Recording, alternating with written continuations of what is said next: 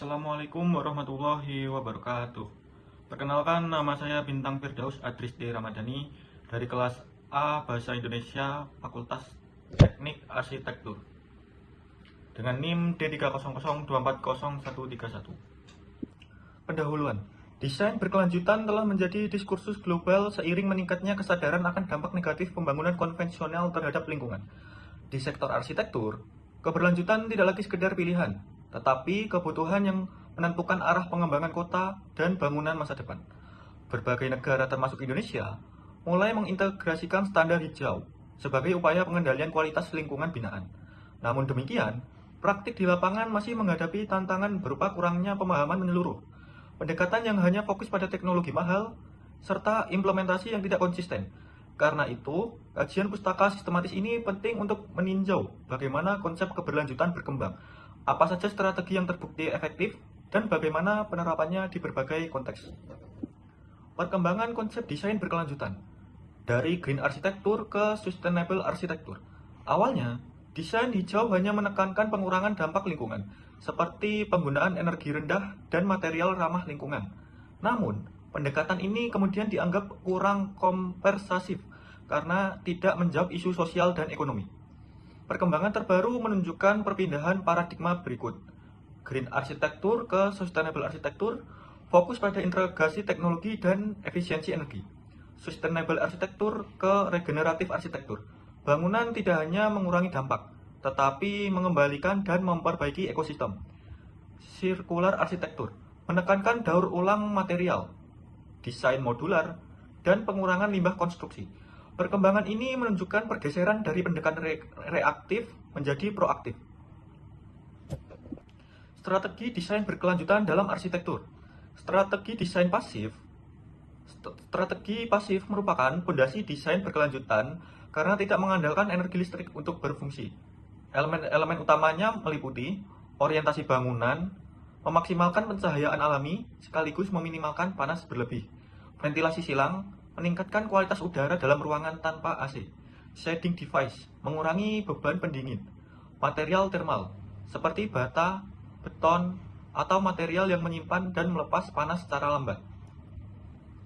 Banyak bangunan modern terlalu bergantung pada AC. Pada strategi pasif dapat mengurangi kebutuhan energi hingga 40-60%.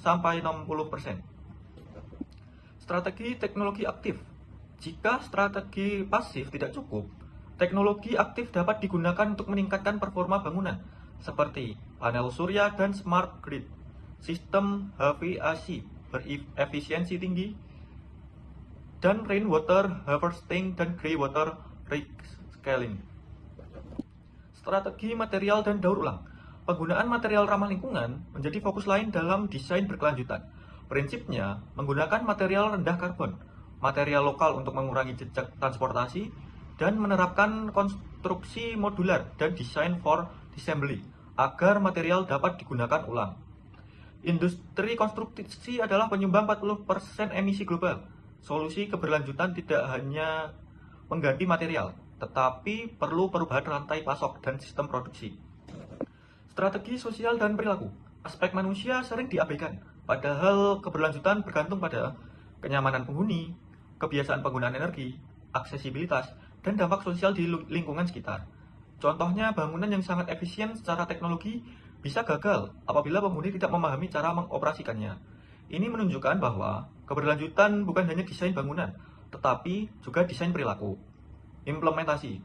Temuan dari implementasi di Indonesia. Perkembangan desain berkelanjutan di Indonesia sudah meningkat, terlihat dari sertifikasi Greenship, kampus dan rumah sakit yang mulai memakai konsep hemat energi, dan proyek pemerintah yang mengusung green building. Namun, masih ada hambatan besar. Yang pertama, kurangnya sumber daya manusia yang memahami konsep integratif. Kedua, biaya awal yang dianggap terlalu mahal. Ketiga, minimnya pengawasan pasca operasional. Keempat, sertifikasi sering dijadikan formalitas, bukan kualitas. Implementasi di Indonesia akan berjalan lebih cepat jika fokus dialihkan dari bangunan mahal berteknologi tinggi menjadi bangunan terencana dengan tepat sejak tahap awal. Tantangan dalam penerapan desain berkelanjutan. Literatur menunjukkan beberapa hambatan utama. Yang pertama, hambatan ekonomi. Seperti mispresisi desain berkelanjutan sama dengan mahal, padahal strategi pasif justru paling murah dan paling berdampak. Kedua, hambatan kebijakan. Regulasi sering tidak konsisten atau tidak ditegakkan. Ketiga, hambatan sosial budaya. Keberlanjutan masih dianggap isu teknis, bukan gaya hidup atau kebutuhan bersama. Keempat, hambatan teknis. Kurangnya integrasi antar arsitek, insinyur, dan pemilik bangunan sejak tahap awal desain. Ketujuh, diskusi kritis. Kajian pustaka menunjukkan kesenjangan menarik. Banyak teori dan teknologi berkelanjutan tersedia, tetapi implementasinya sangat bergantung pada kesadaran, kebijakan, dan kolaborasi. Artinya, permasalahan keberlanjutan bukan hanya masalah teknis, tetapi masalah sistem. Tantangan terbesar bukan menciptakan teknologi baru, melainkan mengubah cara berpikir, model bisnis konstruksi, pola konsumsi energi, dan hubungan manusia dengan lingkungan. Keberlanjutan membutuhkan cara pandang holistik, bukan pendekatan satu dimensi.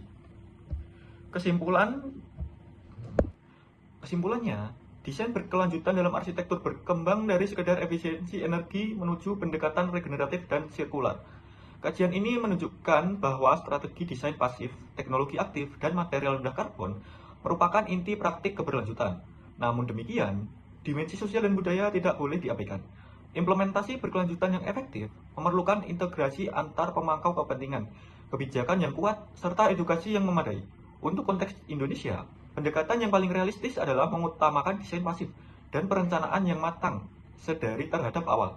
Pada akhirnya, desain keberlanjutan bukan